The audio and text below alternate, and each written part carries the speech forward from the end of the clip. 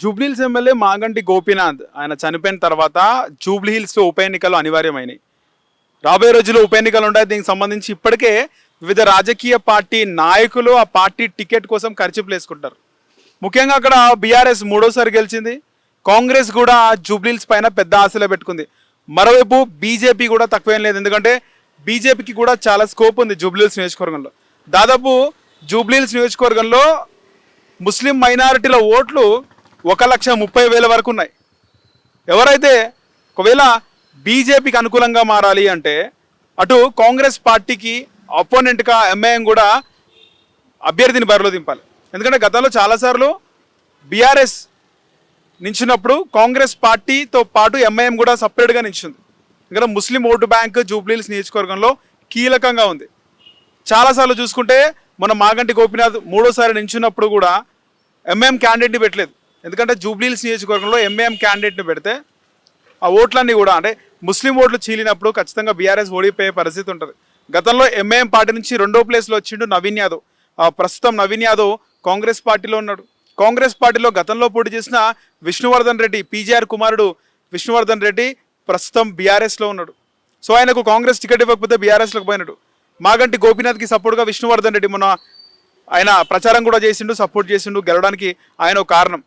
కాంగ్రెస్లో మన హజారుద్దీన్ పోటీ చేసిండు. ప్రస్తుతం నవీన్ యాదవ్ కూడా ఒక టార్గెట్ కూడా పెట్టుకున్నాడు. జూబ్లీహిల్స్ నియోజకవర్గాన్ని ఒక అడ్డగా మార్చుకున్నాడు. హజారుద్దీన్ నాన్ లోకల్ కాబట్టి ఇక్కడ నవీన్ యాదవ్ లోకల్గా మంచి పరిచయాలు ఉన్నాయి. సో ఆయన గతంలో ఎంఐఎం నుంచి గట్టి పోటీ ఇచ్చిండు, 2nd ప్లేస్ వచ్చిండు. అలాంటి నవీన్ యాదవ్ ఇప్పుడు కాంగ్రెస్ పార్టీ నుంచి ఉన్నాడు. మరోవైపు బీజేపీ నుంచి చూసుకుంటే లంకల్ దీపక్ రెడ్డి మన బీజేపీ తరఫున పోటీ చేస్తుంది. కానీ తాజాగా ఒక అనూహ్య పేరు తెరపైకి వచ్చింది. కూటమి ఏదైతే ఆంధ్రప్రదేశ్లో చూసుకుంటే భారతీయ జనతా పార్టీ, జనసేనతో పాటు టీడీపీ కూటమిగా ప్రభంజనం సృష్టించింది.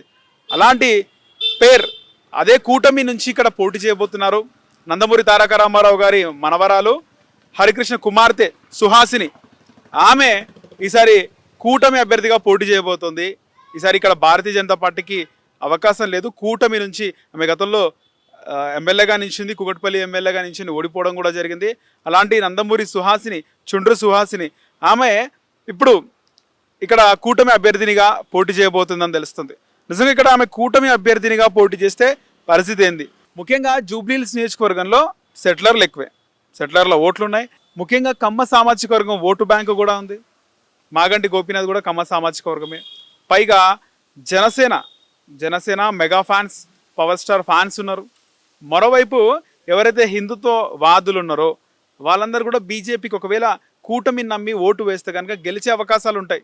మరోవైపు కాంగ్రెస్ గెలవాలంటే కాంగ్రెస్ కనుక ఖచ్చితంగా ఇక్కడ జూబ్లీహిల్స్ నియోజకవర్గంలో గెలవాలి అంటే తమకు అనుకూలంగా ఉన్న ఎంఐఎం క్యాండిడేట్ని పెట్టకుండా కాంగ్రెస్ పార్టీ ఎంఐఎం సపోర్ట్ చేస్తే ఖచ్చితంగా గెలిచే అవకాశాలు ఉంటాయి. ఒకవేళ కాంగ్రెస్ పార్టీకి అగెనెస్ట్గా ఎంఐఎం కూడా బరిలోకి దిగితే, గతంలో వేరే నాయకుడు ఇప్పుడు కాంగ్రెస్లో ఉన్నాడు, ఇప్పుడు ఎంఐఎం నుంచి కొత్త నాయకుడు వచ్చి ఆయన సపరేట్గా పోటీ చేసి ఇటు కాంగ్రెస్ సపరేట్గా పోటీ చేస్తే అప్పుడు బీఆర్ఎస్కి ఎక్కువగా గెలిచే అవకాశాలు ఉంటాయి. ఎందుకంటే ఆల్రెడీ బీఆర్ఎస్కి స్వింగ్ ఉంది, చాలామంది సెటిలర్లు అయినా ఓట్లేసే అవకాశం కూడా ఉంది. కానీ కాంగ్రెస్ పార్టీ ఎంఐఎం కలిసి కనుక ఎన్నికల బరిలోకి దిగితే ఇటు ప్రభుత్వ అనుకూల ఓటు బ్యాంక్ ఉంది, పథకాలు తీసుకుని అర్హులు ఓటేస్తారు. మరోవైపు ముఖ్యంగా ముస్లిం మైనారిటీలు కీలకంగా ఉన్నారు. ఇదే బోరబండ, సైడ్ 3, రహమత్ నగర్, సైడ్ 2 ప్రాంతాలకు సంబంధించి చాలామంది ముస్లింలు ఉన్నారు జూబ్లీహిల్స్ నియోజకవర్గంలో. వాళ్ళందరూ కూడా కాంగ్రెస్ పార్టీకి ఓటేసే అవకాశం ఉంటుంది ఎంఐఎం కనుక పోటీ చేయకపోతే. ఎంఐఎం కానీ అభ్యర్థిని బరిలోకి దింపితే మాత్రం ఎంఐఎం కేసే వాళ్ళు ఖచ్చితంగా ఉంటారు, వాళ్ళు ఖచ్చితంగా ఎంఐఎం పార్టీకి ఓటేసే అవకాశం ఉంటుంది. అయితే కూటమి తరపు నుంచి కూడా ఒకవేళ బరిలోకి దిగితే దేశంలో భారతీయ జనతా పార్టీ ఉంది. ఇక్కడ జూబ్లీహిల్స్లో సరే రాష్ట్రంలో ఏదున్నా కూడా ఒకసారి అవకాశం ఇద్దాము నందమూరి సుహాసినికి. ఆమె మన కుకట్పల్లి నుంచి ఓడిపోయింది. సో కమ్మ సామాజిక వర్గం, సెటిలర్లు, మెగా ఫ్యాన్స్ అందరూ కూడా కూటమికి కనుక ఓటు వస్తే హిందువులు వేసే ఓటు ఖచ్చితంగా బీజేపీ ఖాతాలో పడతాయి. ఇవన్నీ కలిస్తే ఇక్కడ నందమూరి సుహాసినికి కూడా స్కోప్ ఉంటుంది. ఆ తర్వాత వచ్చే జిహెచ్ఎంసీ ఎన్నికల్లో కూడా ఖచ్చితంగా టీడీపీ జెండా ఎగరవేసే అవకాశం ఉంటుంది. టీడీపీ కూడా గట్టి ప్రయత్నం చేస్తే బాగుంటుంది. 2020లో పోటీ చేసినప్పటికీ అక్కడ కేవలం బీఫామ్లు మాత్రమే ఇచ్చినారు. ఏ అభ్యర్థి ఆ అభ్యర్థి కష్టం పైనే పోటీ చేయడం, కొద్దో గొప్ప ఓట్లు సాధించుకున్నారు. కానీ ఈసారి ఒక ఫోకస్గా ఒక టార్గెటెడ్గా జిహెచ్ఎంసీలో టీడీపీ జనసేన బీజేపీ కూటమి కనుక వెళితే ఖచ్చితంగా ఎవరు ఎక్స్పెక్ట్ చేయని రిజల్ట్ మాత్రం వచ్చే అవకాశాలు ఖచ్చితంగా ఉన్నాయి. హిట్ టీవీ యాప్, ఇందులో short news, live news, entertainment shows, movies, digital magazines తో పాటు మీ జిల్లా వార్తలను కూడా ఫ్రీగా చూడొచ్చు.